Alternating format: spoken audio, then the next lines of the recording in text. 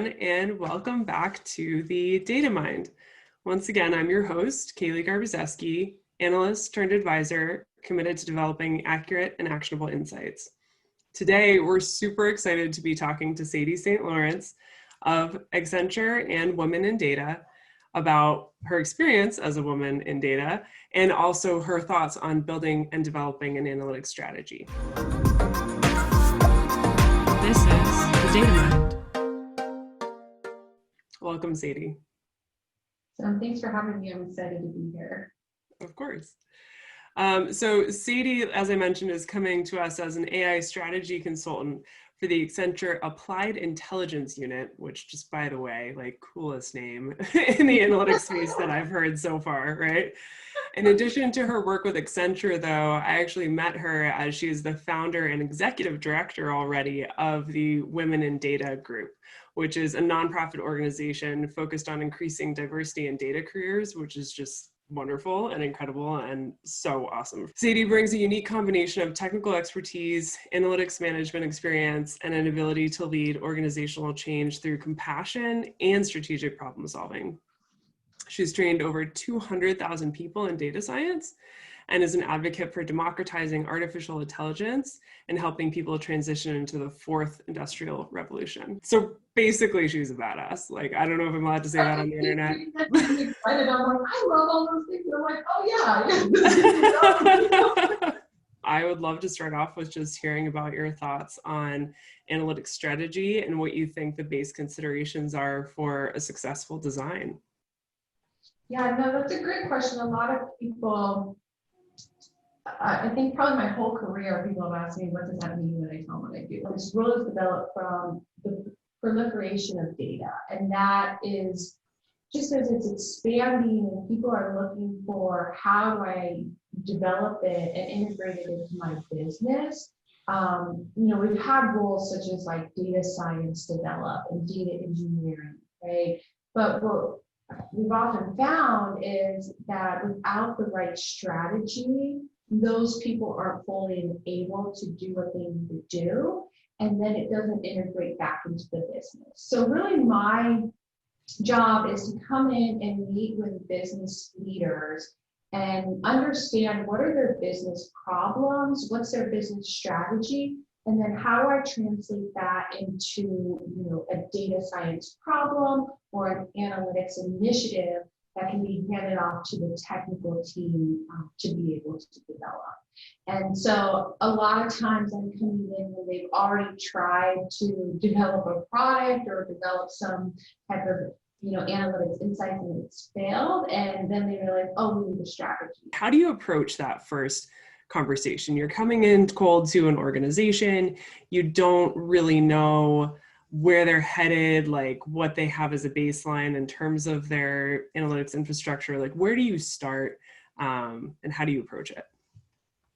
Yeah, so probably before I go into the conversation, the first thing I'm going to look at is just how do they get money, right? And then how do they lose money? And at the heart of it, like, even I run a nonprofit, we still have to get money and spend money to stay alive. And so, like, prior to going into the conversation, I want to know just at the bare minimum, how does your business model work today?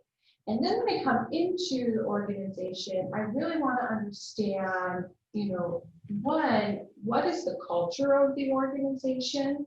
So I can know, like, why they're seeing the results they're seeing today. But then also, where do they feel that their challenges are?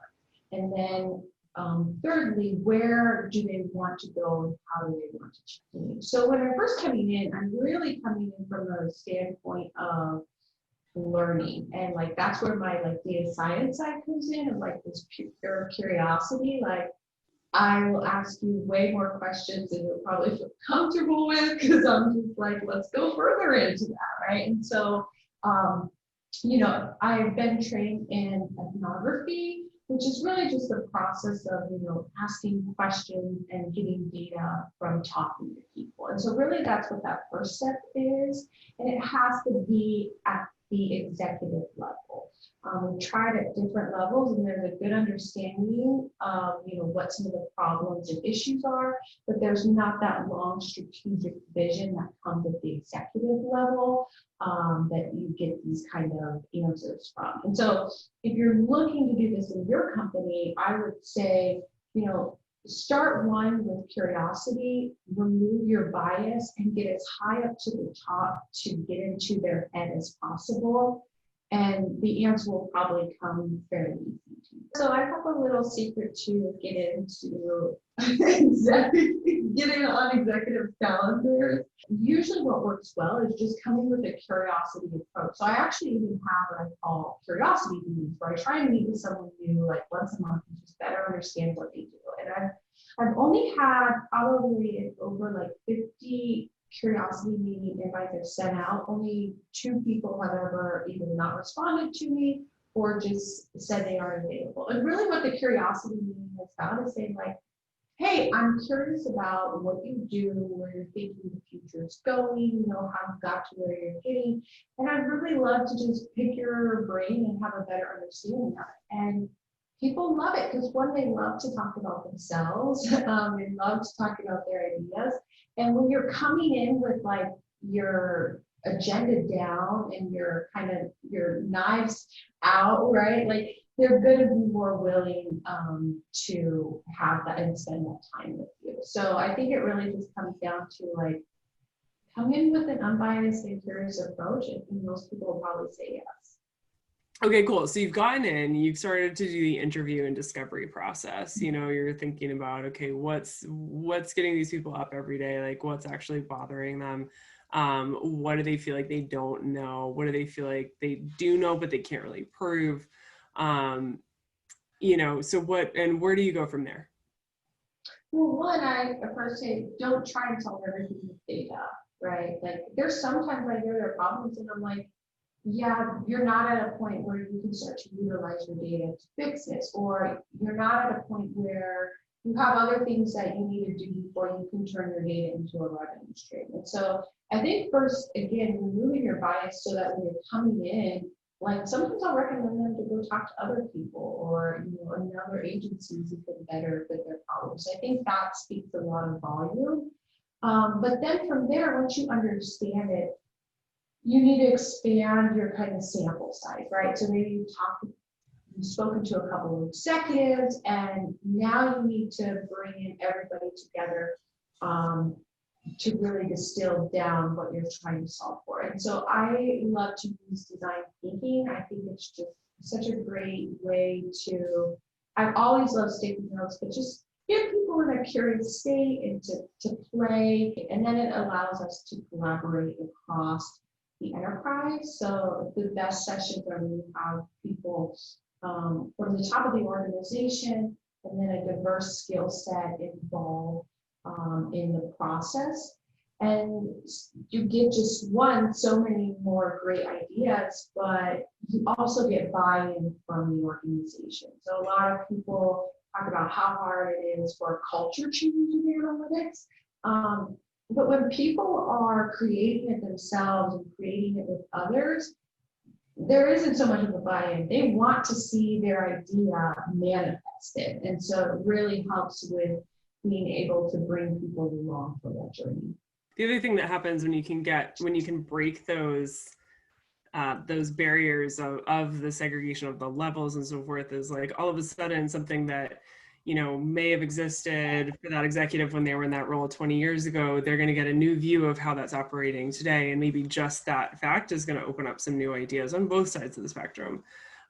So I love that, design sort of workshop type approach to sort of get those juices flowing, get everyone thinking in the same way. A lot of times the executives will be like, this was amazing. Like, I don't get an opportunity to talk to all of my staff, and they want to, right? They want to hear, and it gives them also an opportunity to actually work together, which I think is just really beautiful. Yeah.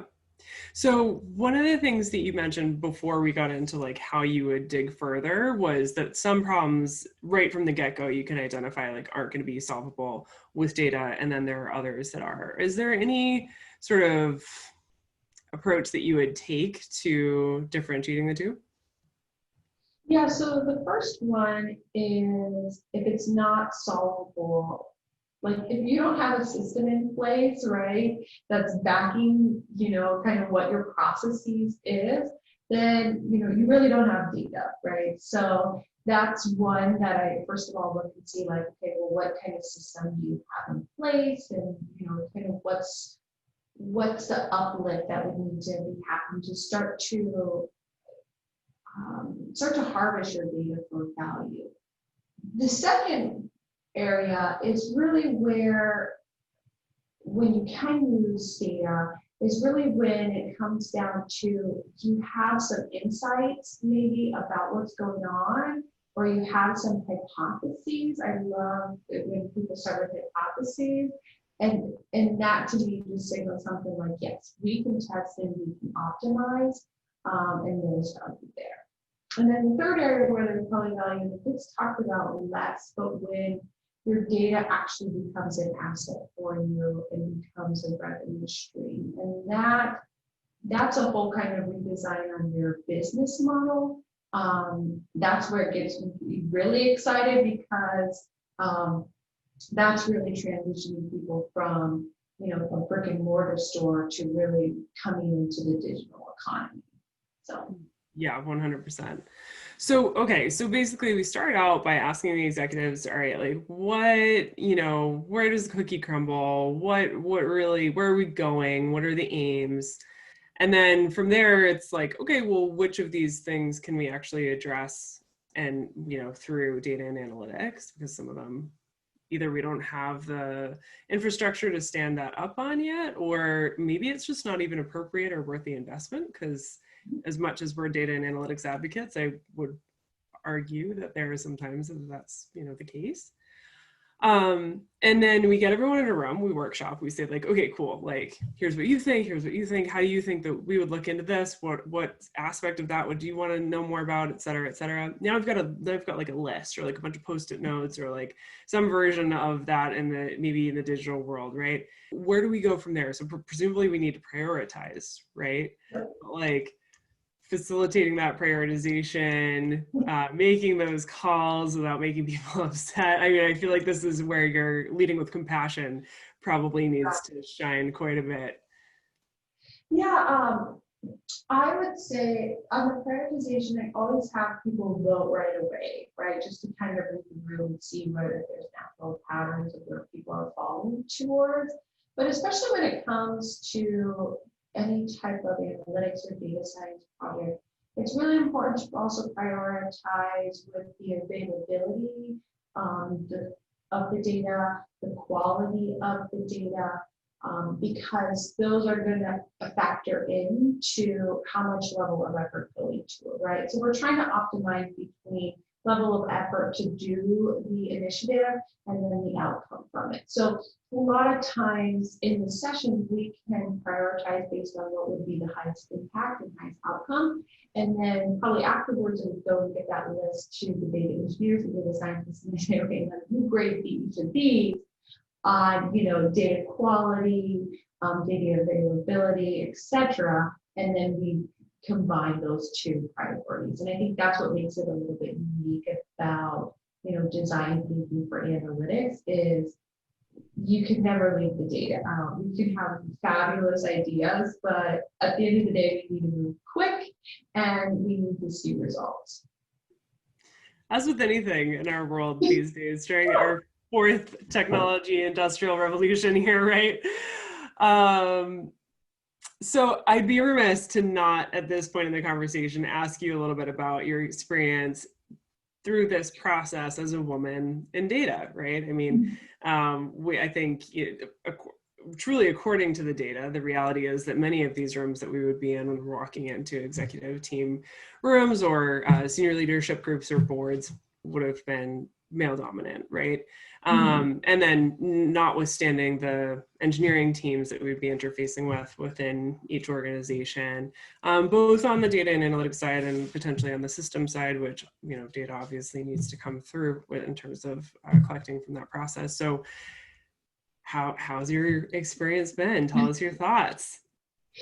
Yeah, so I'll tell you one moment that really stands out. It was when I was switching from being a marketing analyst to being an analytics engineer. And so I was working at the same company, but I was switching building. And so I was moving into the IT building, right?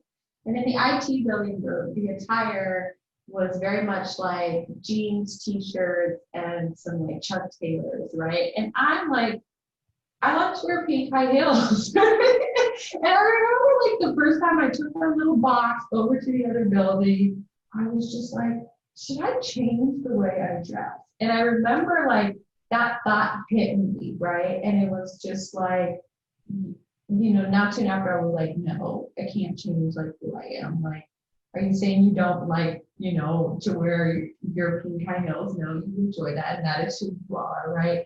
But it was that kind of that conscious thought that it's this question, right? Of like, I know I'm going to face an environment and I'm going to have to really know my values and know who I am so that I can proceed through this. And so what I found is my experience hasn't been anything drastic. It's been what I would call, smaller type of just microaggressions and living in an environment that you know isn't made for you. I had the pleasure with Women in Data of getting to work with Girl Scouts, and they have their own innovation center for women. And it went into it and like, when the colors were different, there were soft things. Like I automatically just felt different. And until like I experienced that world, I realized that like, oh, I'm living in a world that isn't for me, right? And so what's happened is after 6 years of being in this industry, it just wears on you. And I'm getting to the point now where I'm understanding why a lot of women leave the field, because it's not drastic, but over time, it's hard to keep that face up where you're like, where you have that vigor to keep going. And so what I just had to find is like my own team of resources who are like in my corner to help like build me up and lift me up. And for me, what that's been is one, a life coach. Like my coach always just kicks my butt and like make sure I know who I am and going after that. So that's amazing. My therapist who picks me up when I'm down. And then actually having a team of legal advice too to know like, hey, is this right or wrong? And having people who can like, you can go to actually ask questions. And so it's a journey, but that's what I've learned this far. It's like, yeah, I'm gonna get beat down, but I have my like backup team when I sit in the corner that who's gonna like give me water and like wipe the sweat and wipe the blood off of me. So I'm making it through. Yeah. But I love that. I love that thought that, yeah, it can feel kind of lonely in this world, even today as a woman in data. But the reality is that like you're not. That's what the group Women in Data is actually there in part for. And B, like that you, even if you are alone as you felt at the beginning of all of this, there are ways to go and build a support system for yourself. And it is kind of a choice of like your priorities of, hey, do you feel like this is something that's important enough to you? Visualizing information, helping people be really self-reflective as businesses and organizations in a meaningful way with this amazing new asset that we have at our fingertips, given where we are in our moment in time, and if you believe in that and you feel like that's something that you can contribute to and that's meaningful, then there are ways to build yourself up and have an impact. I want to hear a little bit more about how you feel like Women in Data supports that process. Women in Data is like, without it, it probably still wouldn't be here, right? Because I think there was a part of me that was more intuitive to knowing I would need it before I actually needed it. And I started Women in Data when I was getting my master's in data science, and really was just because like I was in a master's program with only one other female and one female teacher in my whole program. And so I just had like this feeling that like to get through this, I'm going to need a tribe of people. And that has continuously, one, just like inspired me, but also like made me feel really connected with knowing that like you're not alone and there are other people out there doing this and showing up every day, so it's not a continual outcome that hopefully, our children will experience. I was just talking with someone yesterday and saying, it's funny running an organization where your end goal is that your organization is no longer needed. Like for me, success would be like, okay, women in data can retire, like we got that problem down, like no longer needed. So it's exciting to see so many people come together with that same passion. We're really just fighting for a better future and a more inclusive and compassionate work environment for all of us to be in. Yeah, so I love that you added in the word inclusive, right? Because I think that, the reality, I have to be honest, like my career has definitely been male dominated. Like I don't know if I was just wasn't aware enough to realize any microaggressions, but like I did have a solid number of years there where even though I was in completely male settings, it didn't feel overly, it was okay. It was fine. That being said, as I've progressed in my career and have had other moments that were different than that, and have started to encounter other women who, either have already jumped ship or are thinking about it, because they're just not comfortable, and sometimes they can't even name it. Sometimes they don't even really know exactly what it is.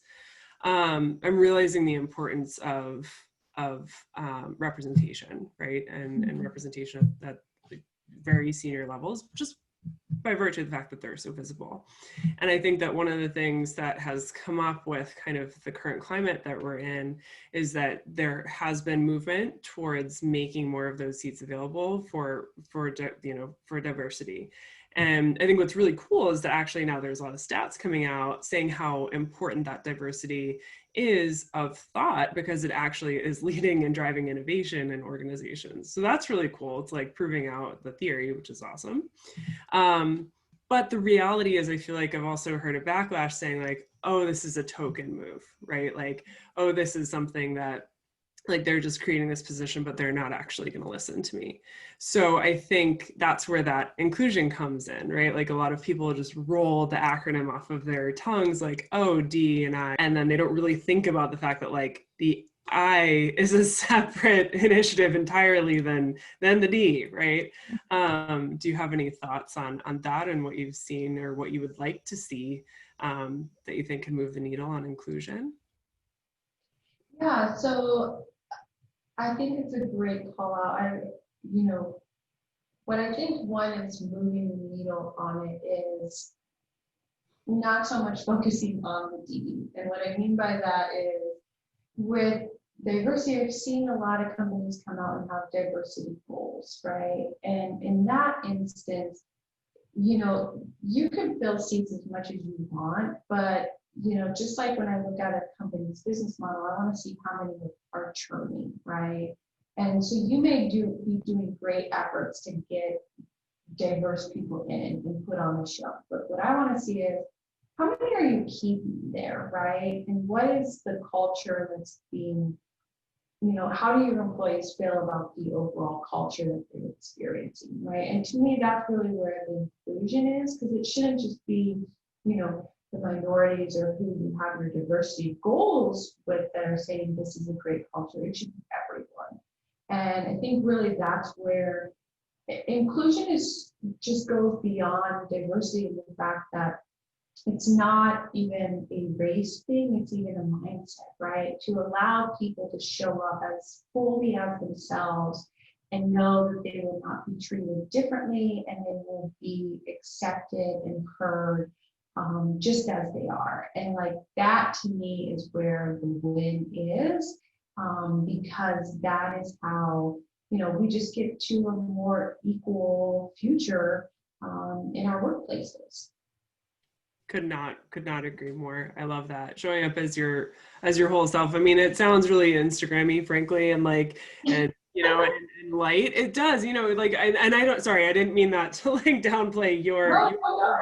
I just mean like, the authentic self has been, I don't know, has been branded in a certain way, but I think there's a lot to it where if people feeling like they can speak up versus people feeling like they can't, is ultimately, I think, the barrier to be broken.